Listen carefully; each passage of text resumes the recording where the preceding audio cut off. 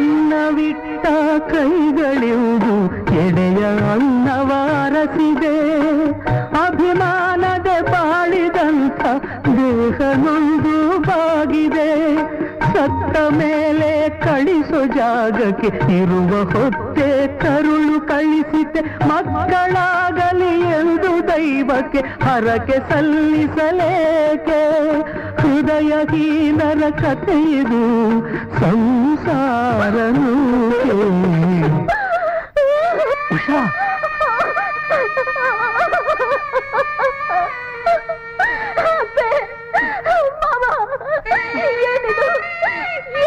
ನೀವು ಮಾಡ್ತಾ ಇರೋದು ಏನಿದು? ಹೊಟ್ಟೆಗೆ ಏನಾದ್ರೂ ತಿನ್ಬೇಕಲ್ವ ಅಮ್ಮ?